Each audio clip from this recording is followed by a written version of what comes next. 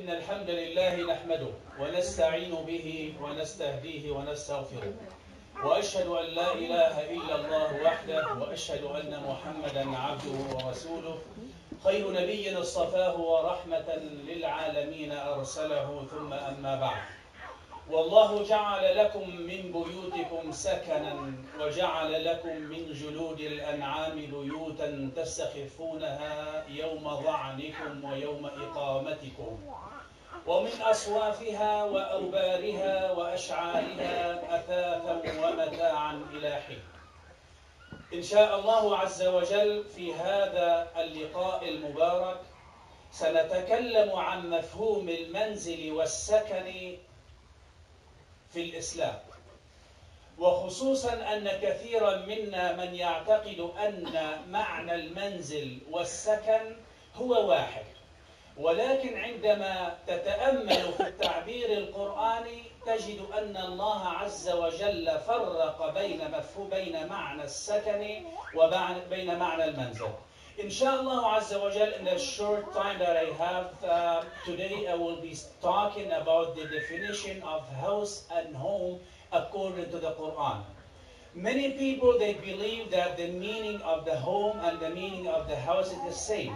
It is similar to each other, but you know, for each one of them, there's a special use according to the meaning that you are trying, or to the feeling that you are trying to express. However, there's a short introduction before I get to the conversation. Allah Azza wa Jal wants nothing for His servant except happiness. وَاللَّهُ يُرِيدُ أَن يَغْفِرَ لَكُمْ. Allah Azza wa Jal wants to make things easy for us.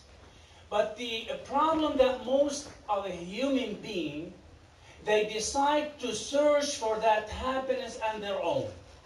So they travel a very long distance in searching for that happiness, and when they fail to find it, they go back to their starting point and they realize that Allah Azza wa Jal offered it to them to begin with. But they decide to ignore it and to search for alternative happiness on their own, which they fail to find it, because this is the nature of the hayat al-dunya.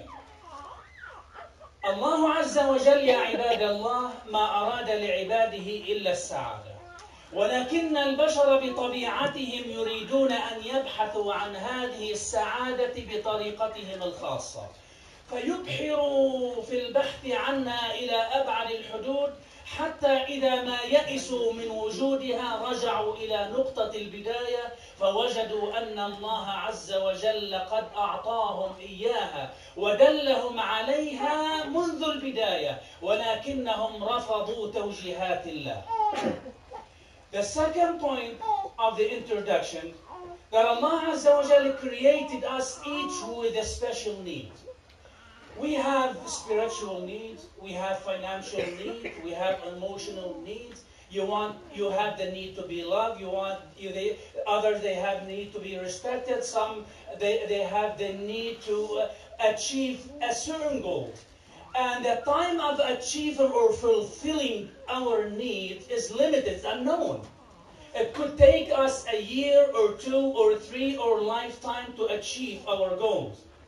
So in order for you to remain in your journey in this life, you need to settle down, you need to take a break for a moment to recall your thought, to collect your thought, and then you should be able to resume your journey in this life in order for you to achieve all of your goals.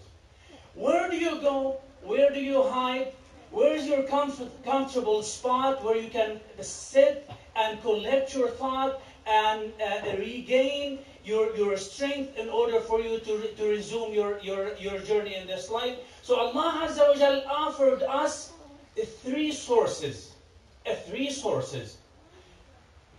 بطبيعة البشر يا أخي جسدك لا يتحمل السفر الطويل ولا العناء الطويل في البحث عن السعادة هذه.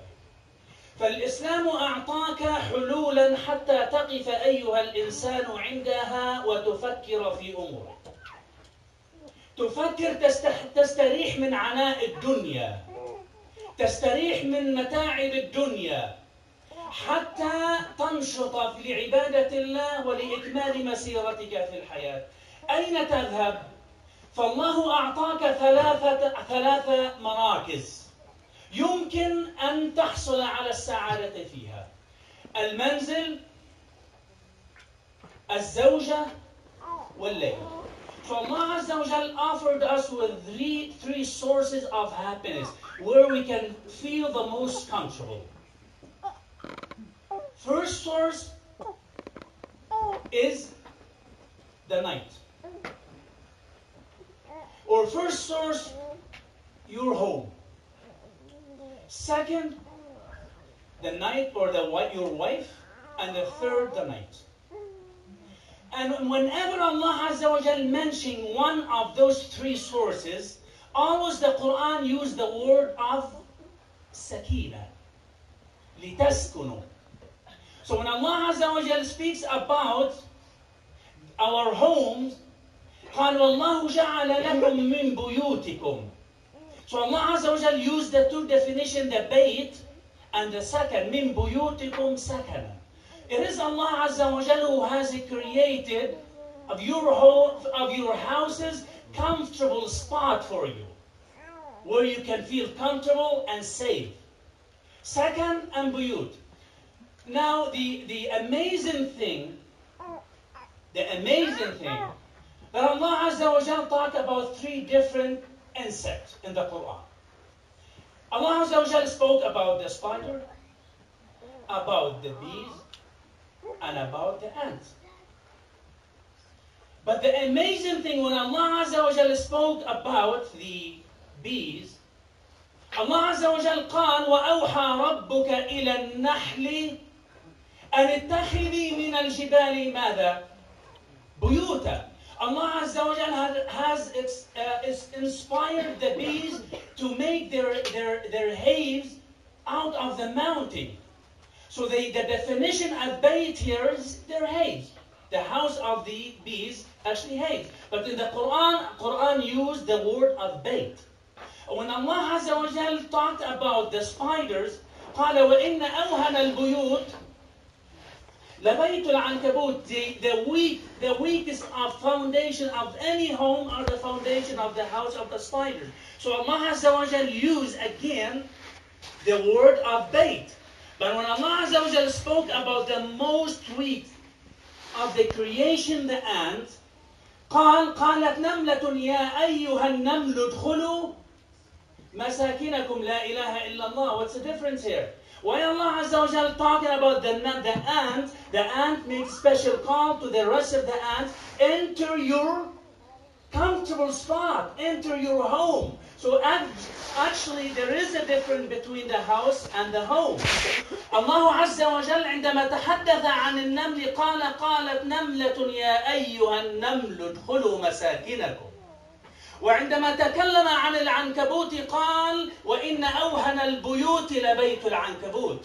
وعندما تكلم الله عز وجل عن النحل قال وأوحى ربك إلى النحل أن اتخذي من الجبال بيوتا ومن الشجر ومما يعرشون. So there is a huge difference between house and home. And our Prophet Muhammad sallallahu alayhi wasallam, or before that, house actually a concrete house referred to a building in which someone lives. But the homes actually could be referred to a foundation to concrete house or any location where you can feel safe the most or you can feel the most comfortable. The home could be your cave, could be your tent, could be your apartment, could be your town, and even you can be something you cannot describe it, like when you say let's go home.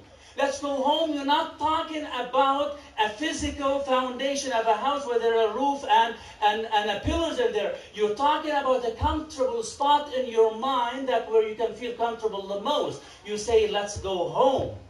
So the home, my dear respected brothers, where you can feel safe. So let's reflect on the sunnah of the Prophet Muhammad ﷺ to learn how the Prophet of Allah taught us to change our houses to a home. قال عز وجل قبل كل شيء والله جعل لكم من بيوتكم سكنا. يا أخي هل تتوقع أن كل بيت يصلح أن يكون سكنا؟ والله ليس كل بيت يصلح أن يكون سكنا. من الخلق من لا يطيق أن يمكث في بيته. فالنبي صلى الله عليه وسلم taught us how could we start, how we could begin to make a good environment, how we can change the definition of the house to a home. So in the beginning of before you enter your home, according to the sunnah that you must say Bismillah ar-Rahman ar-Rahim. And even if there is no one home, you're supposed to recite the verse Ayatul Kursi. You're supposed to say Assalamu alaikum wa rahmatullah during your entry of your home, even if there is no one home in the house. قبل دخولك إلى البيت قل بسم الله. وعند دخولك إلى البيت قل السلام عليكم ورحمة الله وبركاته. من الخلق من يسكن بيتك وأنت لا تعرف حقيقتهم. واقرأ القرآن والنبي صلى الله عليه وسلم يقول اجعلوا من صلاتكم لبيوتكم نصيبا ولا تجعلوها كالمقابر. So the Prophet of Allah taught us to recite the Quran in our homes, to actually offer some of prayer. If you got used to pray at the masjid, please do not pray the sunnah at the masjid, say the sunnah and pray it at home. Recite Surah Al-Fatiha, recite Ayatul Kursi, recite Surah Al-Baqarah at your home. That's how you can change the environment, and that's how you can kick or you can force the devils and the jinn to leave your home, and where you can have good atmosphere with the rest of the family. النبي علمنا كيف نخرج الشياطين من بيوتنا فكان إذا ما دخل بيته قال اللهم أنزلني منزلا مباركا. وعندما يخرج من بيته كان يقول اللهم إني أعوذ بك أن أضل أو أضل أو أزل أو أزل أو أجهل أو أن يجهل علي. فهذه تعاليم النبي صلى الله عليه وسلم. ما بالنا, what's wrong with us, my dear respected brothers and sisters? Now we have houses, but we don't have home, or the majority of us who can say that they actually have home. The home where you can have so much memories in it. The value of the home, it's not according to the square footage of the house. Wallah, you could own $1 million home, but with your kids, they decide to move out and live on their own. Many of us, they still remember the small house where they were born back home. Our homes, it was maybe 70 meters, 70 square meter, but there's a special room for the rest of the family where the whole family, they can sleep. There's a one room for the family, my dear respected brothers and sisters. We still remember the olden days when we used to share our pants, we used to share our clothes. We used to share our bed. We used to share everything in the olden days. What happened nowadays? Every one of us want to buy or to invest the huge house they can possibly invest. They want to buy the $2 million house because the $200,000 or the $300 home is not good enough for them. They want to provide each of the kids a special room for themselves. So each kid has actually a key for his room. They can enter that room and they can lock the door behind them, and no one is allowed to enter that room without the kid's permission. Everyone is saying Ana.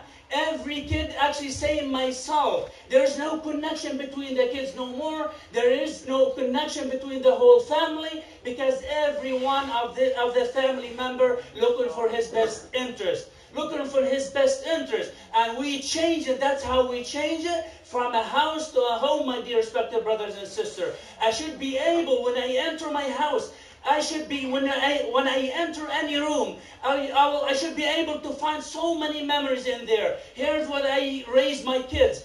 And in the same house, here's where I pray. And here's where I have good conversation with my wife. I should be able, when I enter my house, I find the whole family actually are waiting for me. I should be able to find my wife actually is waiting for me to share her moment with me. And I should be able to find the kids actually crawling to the front door, waiting for the arrival of their dad. But this is not the case with most of us, my dear respected brothers. And this is the sad story. Some Some of our kids, they actually, when they see their dad enter in the home, they just escape to the basement and they lock the door behind themselves. They wait for their dad to leave. Wallahi, the saddest story when I hear from a brother of mine said, well, I cannot sit at home. I cannot sit at home. I spend most of my time at the coffee shop. I spend most of the time at my friend.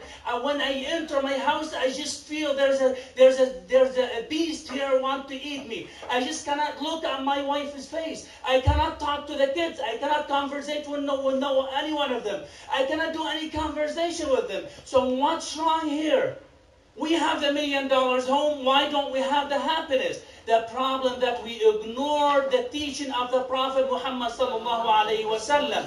And we spend so much money on the decoration of the home, while our homes from this spiritual are bankrupted. We have no spiritual feeling in there. No spiritual feeling. We want to get the best bed. We want to get the best room, the best paint, the best Chesterfield, the best couches.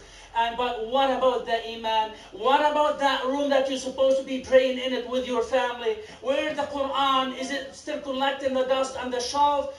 Where is it? Where all that, my dear respected brothers and sisters? I told one of the brothers, you know what? The problem is not there's a beast in your home want to eat you up. The problem is not your wife. Your wife or your kids. The problem begin with yourself, because you change with Allah Azza wa Jal.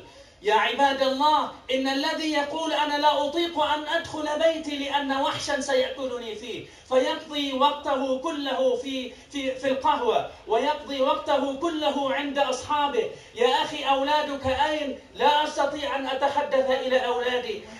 المشكلة ليست في أولادك يا أخي. والله المشكلة ليست في زوجتك يا أخي. زوجتك هي ما زالت زوجتك، ولكن المشكلة كل المشكلة تكمن أني أنا وأنت كرسنا حياتنا للمادة. فكل شيء في حياتنا مادة، حتى بيوتنا حولناها من البيوت إلى القصور. فلا تكاد تدخل بيتا إلا وتقلب النظرات فيها يمينا وشمالا. فتحنا أبوابنا. We open our doors wide open to the outsider to enter it through social media, through the social media. Our kids actually, they're given a permission to the stranger to enter their homes. We have no privacy. We have no privacy whatsoever anymore. When I buy something for my kids, I need to post it on the social media in order for the rest of the people to know that I spent $1,000 or $2,000 or $3,000 on couches. And this is not according to the sunnah of the Prophet Muhammad sallallahu alaihi wasallam. So the problem with ourselves, my dear respected brothers and sisters. So when Allah Azza wa Jal telling us, it is He who has made of your home a special comfortable place for you. A special comfortable place for you. Not every house deserves to be called home, my dear respected brothers and sisters in Islam. البيت في الإسلام يعني هويته. البيت في الإسلام يعني كل ذكريات حياتك يا أخي. أين ذكريات حياتك؟ أين ذكريات حياة الأطفال؟ Allah Azza wa Jal قال لك يجب أن تحصل على السكينة في بيتك. You should be able to obtain the sakina, the happiness, as soon as you enter your home, after you say بسم الله الرحمن الرحيم السلام عليكم ورحمة الله وبركاته. Offer 2 rak'ah for the sake of Allah Azza wa Jal. Recite a verse of the Quran, and you should be able to realize after that Allah Azza wa Jal will make your life full of happiness. Full of happiness. Stop talking about the iPhone. Stop talking about the Xbox that you're going to buy your kids. Stop talking about the beautiful car that you're going to buy for yourself or for your family. Let's talk about the Quran. Let's talk about the happiness of the Quran. Let's see how close that we become to Allah Azza wa Jal. Are we becoming close to Allah Azza wa Jal, or are we going to remain running away from the sunnah of the Prophet Muhammad sallallahu alaihi wasallam and the Quran of Allah, the words of Allah Azza wa Jal. وَاللَّهُ جَعَلَ لَكُم مِّن بُيُوتِكُمْ سَكَنًا. وعندما تكلم القرآن عن الليل قال هو الذي جعل لكم الليل لتسكنوا فيه. فالليل جعله الله عبادة لك بينك وبين الله. في الليل تناجي ربك وتقول يا مفرج الهموم فرج همي. في الليل تنادي ربك وتقول يا غافر الذنوب اغفر ذنبي. في ليلك تنادي ربك وتقول يا من سترت علي عيبي في الدنيا لا تفضحني بين خلقك. في الليل تناجي ربك وتقول رب اهد ذريتي واجعلهم من صالح المؤمنين. ما بالنا حولنا الليل إلى سهرات الأرجيل، حولنا الليل إلى الغناء، حولنا الليل إلى ما يغضب ربنا عز وجل، حولنا الليل إلى كل شيء إلا أن نتقرب به إلى الله عز وجل.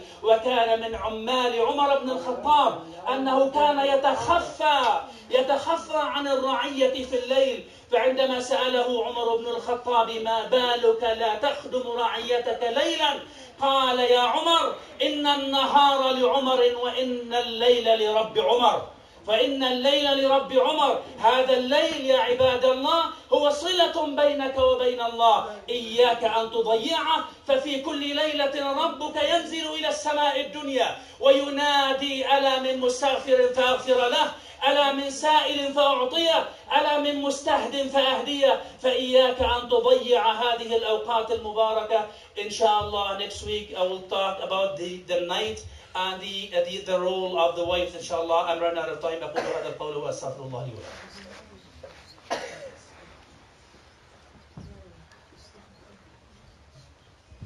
الحمد لله رب العالمين. اللهم صل وسلم وبارك على محمد وعلى آله وصحبه وسلم أجمعين. اللهم صل على محمد وعلى آل محمد كما صليت على إبراهيم وعلى آل إبراهيم وبارك على محمد وعلى آل محمد.